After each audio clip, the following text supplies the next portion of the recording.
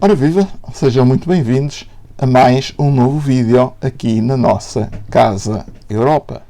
O ambiente político na União Europeia foi, nos últimos dias, profundamente marcado e afetado pela publicação de um acórdão do Tribunal Constitucional da Polónia de uma extrema gravidade.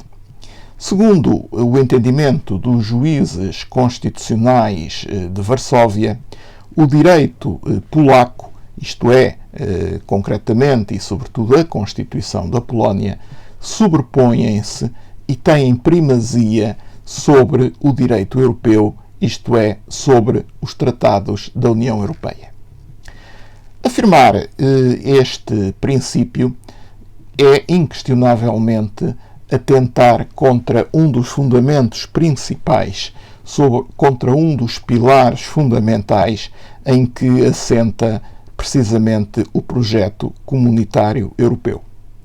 Não é possível existir um projeto político como aquele que a União Europeia consubstancia, nomeadamente com imensas políticas comuns, sem que exista o reconhecimento de que o direito da União Europeia se sobrepõe e tem primazia sobre o direito dos diferentes Estados-membros.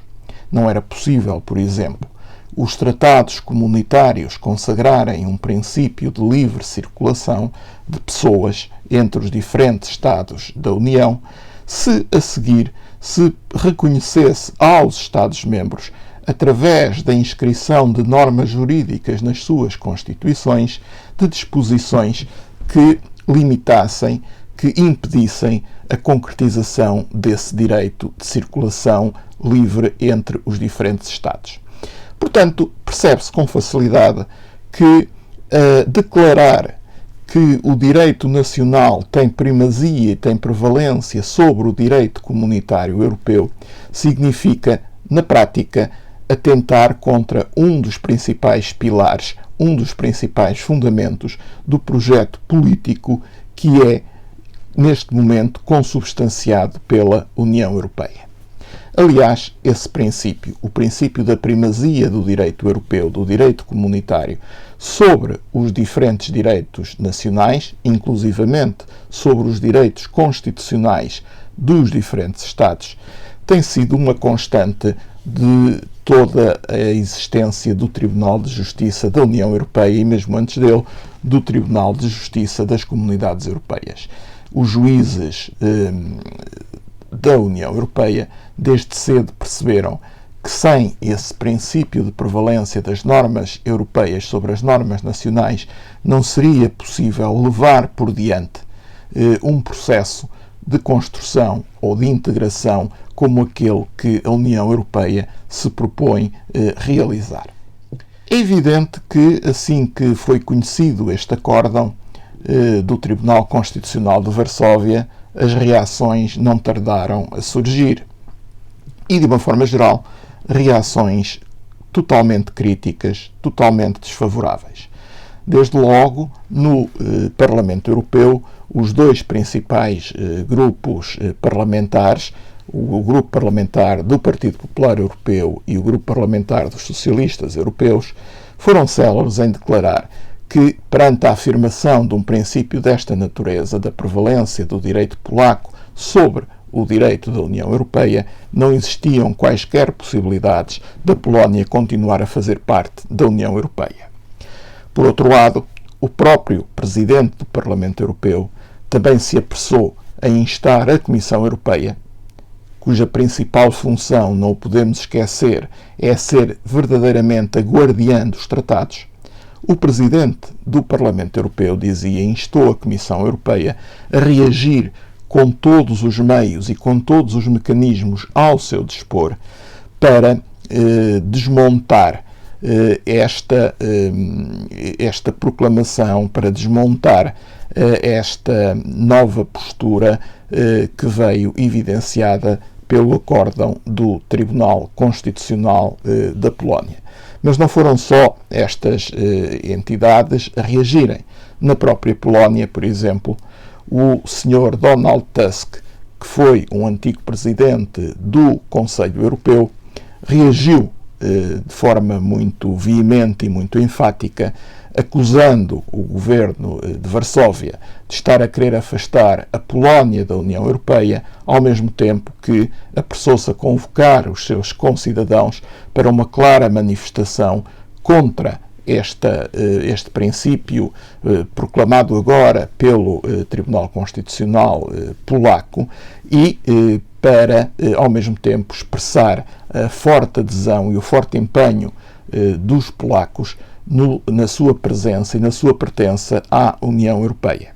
Por outro lado, a própria Presidente da Comissão Europeia, a Sra. Ursula von der Leyen, também em 2 momentos distintos, já teve a oportunidade de dizer que não se iria poupar esforços para reagir fortemente e utilizando todos os mecanismos ao seu dispor para tentar inviabilizar, para tentar impedir a concretização deste princípio que os polacos acabam de proclamar através do seu Tribunal Constitucional.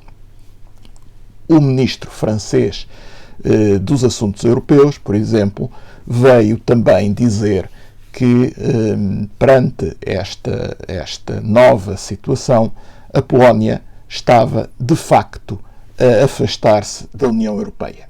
E isto coloca aqui uma interessante questão.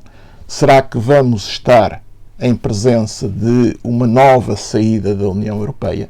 Será que vamos estar em presença de um pol-Exit a seguir ao Brexit protagonizado pelo Reino Unido? O governo polaco tem, já depois mesmo da publicação deste documento do seu Tribunal Constitucional, tem-se apressado a dizer que não. Tem-se apressado a dizer que mantém o interesse e o seu empenho em pertencer à União Europeia. O certo, todavia, é que não é possível pertencer à União Europeia e, ao mesmo tempo, aceitar a proclamação de princípios como este que acaba de ser declarado por parte do Tribunal polaco. Não é possível pertencer-se a uma União Europeia e, ao mesmo tempo, recusar-se a supremacia do direito europeu sobre o direito nacional. Os polacos vieram dizer, os juízes polacos vieram dizer que a Polónia, quando aderiu à União Europeia, já tinha em mente este princípio, já tinha em mente que o seu direito estaria sempre acima, num plano superior ao direito da União Europeia. Se é assim, de facto, então isso demonstra que o respectivo Tratado de Adesão foi assinado com uma manifesta reserva mental.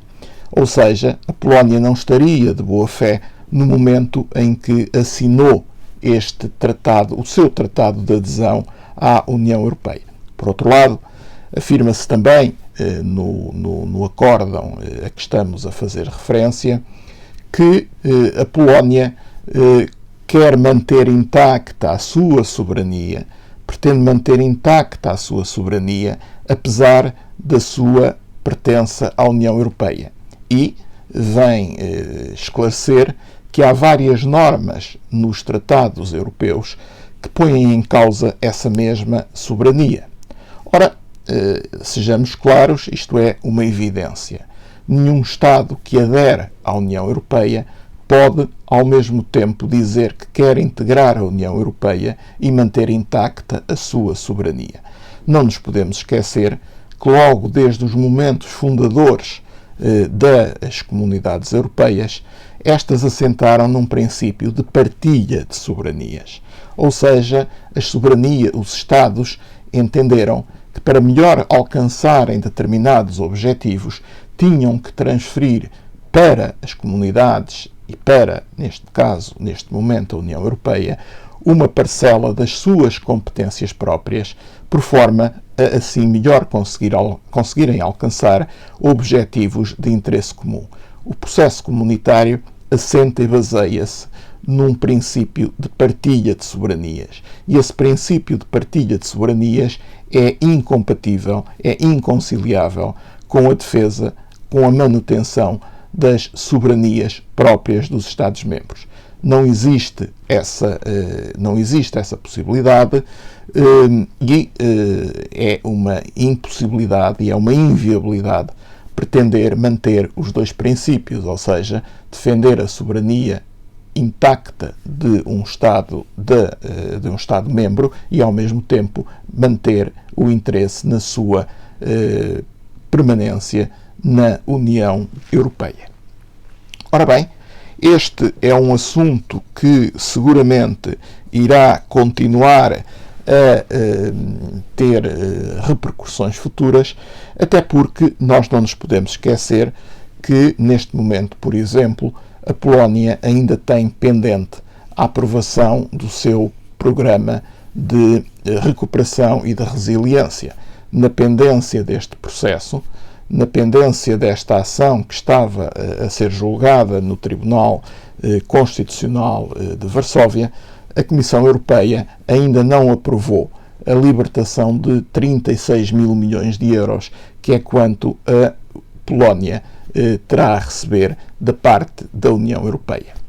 Mas o que neste momento interessará também averiguar é como é que a própria União Europeia poderá reagir contra esta declaração do Estado, do Tribunal Constitucional da Polónia, do Tribunal Constitucional de um dos seus Estados-membros.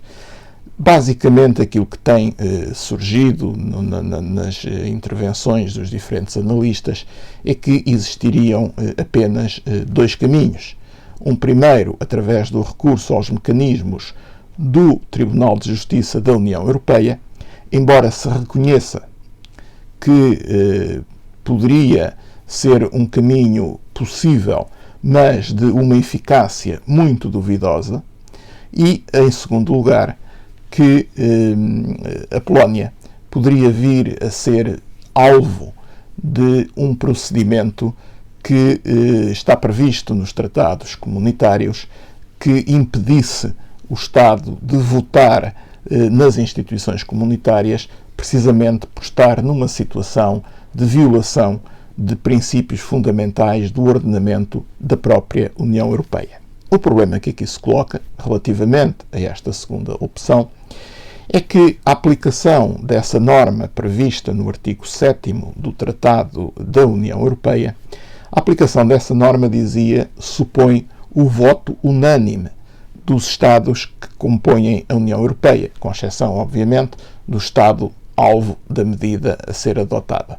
O que, no caso concreto, significaria que a aprovação dessa privação do direito de voto à Polónia obrigaria a que os restantes 26 Estados-membros estivessem de acordo e votassem essa deliberação.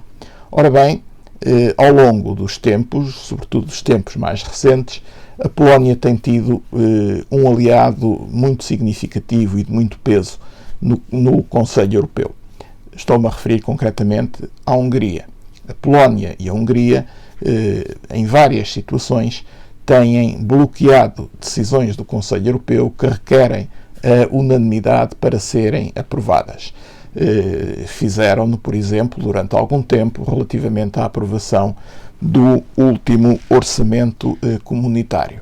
Bom, numa situação destas, numa situação de ruptura ou de aplicação da chamada bomba atómica prevista nos tratados da União Europeia, que seria a sanção política mais significativa, a privação do direito de voto de um Estado, a percepção que existe é que a Hungria, como Estado aliado da Polónia, nunca permitiria que essa deliberação fosse aprovada, apor-lhe-ia sempre o seu veto, o que, desde logo, inviabilizaria a sua aprovação.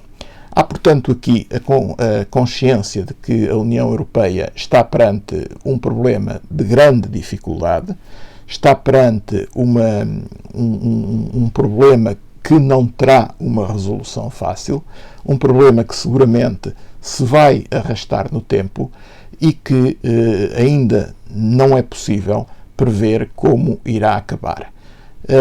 Iremos estando por aqui, acompanhando a evolução deste tema, na certeza de que o mesmo seguramente se irá arrastar por algum tempo e não será um assunto de resolução fácil e rápida. Oxalá nos enganemos, mas tememos que, de facto, a questão ainda se venha a arrastar por bastante tempo. Termino este vídeo com as habituais menções, pedindo-vos os vossos comentários, as vossas críticas, as vossas sugestões, inclusivamente para temas a serem aqui abordados, indicando naturalmente como meio privilegiado para o fazerem a caixa de comentários que existe aqui no YouTube. É a forma mais expedita, é a forma ideal para se conseguir alguma interatividade entre quem produz o conteúdo destes vídeos e quem assiste aos mesmos. Em segundo lugar, e como também é hábito, se o conteúdo vos interessou ou vos agradou, convido-vos a fazerem o like também no respectivo botão que aparece aqui embaixo no YouTube, porque é a forma que o próprio YouTube tem para mais difundir e mais divulgar o próprio vídeo. Finalmente, e em terceiro lugar, se continuam interessados, se os temas que aqui vamos tratando são do vosso interesse e do vosso agrado, convido-vos a subscreverem o canal, a inscreverem-se no canal. É a forma de irem recebendo regularmente notificações sempre que algum vídeo aqui é publicado. Despeço-me até ao próximo vídeo com um grande abraço. A Europa ameaçada. Os principais desafios que a Europa terá de defrontar nos dias presentes e nos tempos mais próximos. Um livro de João Pedro Simões Dias. Já à venda em todo o país e em lisboninternationalpress.com.